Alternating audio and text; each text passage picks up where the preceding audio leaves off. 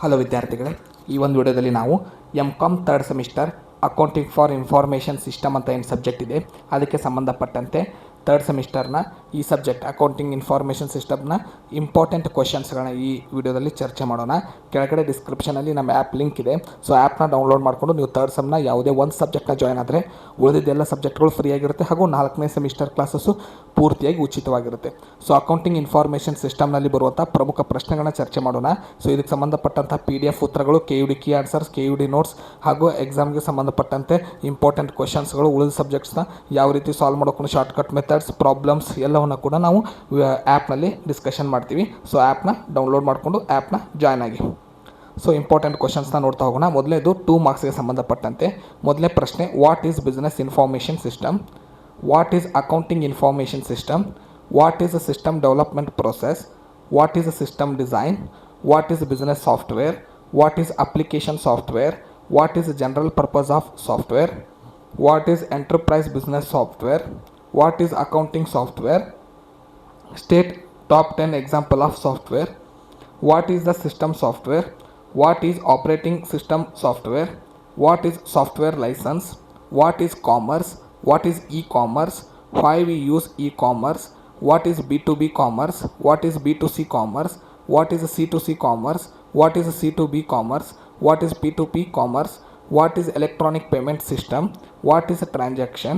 What is a transaction processing? What is accounting cycle? What is Tally ERP9? What is OCHR? State 2 needs of or importance of accounting information system. State 4 characteristics or features of system development. Differentiate between errors and maintenance. State types of software licenses. State 2 advantages and disadvantages of e-commerce. Differentiate between traditional commerce and e-commerce. State types of electronic payments. State types of accounting cycle.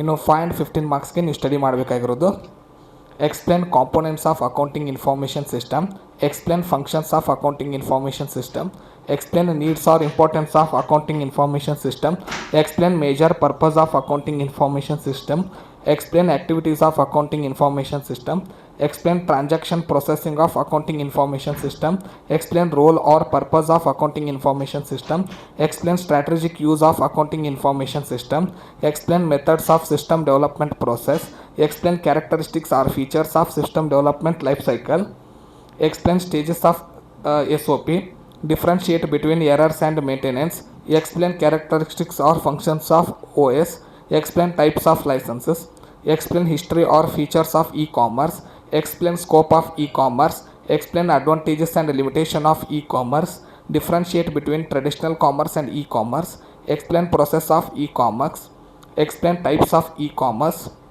explain types of EPS electronic payment system, explain types of accounting transaction cycle, explain types of OCHR, explain uses and types of accounting OCHR, problems on journal entry and ledger entry. So ಒಂದು problem ಬರುತ್ತೆ 15 ಮಾರ್ಕ್ಸ್ನಲ್ಲಿ, journal entry with ledger entry. ಅದು Tally ERP9 voucher create ಮಾಡಿ ಹೇಗೆ entry ಮಾಡ್ತೀವಿ ಅನ್ನೋದನ್ನು ನೀವು ಅದು ರಿಟರ್ನ್ನಲ್ಲಿ ಬರೀದು ಇರುತ್ತೆ. ಸೊ ಅದನ್ನು ಕೂಡ ನಾನು ಯಾವುದು ಪ್ರಾಬ್ಲಮ್ ಬರುತ್ತೆ ಅನ್ನೋದನ್ನು ಆ್ಯಪ್ನಲ್ಲಿ ಅಪ್ಲೋಡ್ ಮಾಡ್ತೀನಿ. ಹಾಗೆ ಇವಕ್ಕೆ ಉತ್ತರಗಳು ಹೇಗಿರಬೇಕು, ಇವುಗಳಿಗೆ ಶಾರ್ಟ್ಕಟ್ ಹೇಗೆ ನೆನ್ಪಿಟ್ಕೋಬೇಕು. ಸೊ ಒಂದು 10 ಪ್ರಶ್ನೆ ಓದ್ಕೊಂಡ್ರೆ ಸಾಕು, ನಿಮಗೆ ಪೂರ್ತಿಯಾಗಿ ಎಕ್ಸಾಮ್ನ ಬರೆಯೋದಕ್ಕೆ ಅನುಕೂಲ ಆಗೋ ರೀತಿ ನಾವು ಅಪ್ಲೋಡ್ ಮಾಡ್ತೀವಿ. ಆದ್ದರಿಂದ ದಯವಿಟ್ಟು ಕೆಳಗಡೆ ಇರುವಂಥ ಡಿಸ್ಕ್ರಿಪ್ಷನಲ್ಲಿರುವಂಥ ಆ್ಯಪ್ ಲಿಂಕ್ನ ಡೌನ್ಲೋಡ್ ಮಾಡಿಕೊಂಡು ನೀವು ಆ್ಯಪ್ನ ಜಾಯ್ನ್ ಆಗಿ. ಧನ್ಯವಾದಗಳು. ಮುಂದಿನ ವಿಡಿಯೋದಲ್ಲಿ ಮತ್ತೊಂದು ಸಬ್ಜೆಕ್ಟ್ನ ಇಂಪಾರ್ಟೆಂಟ್ ಕ್ವಶನ್ನೊಂದಿಗೆ ಸಿಗೋಣ.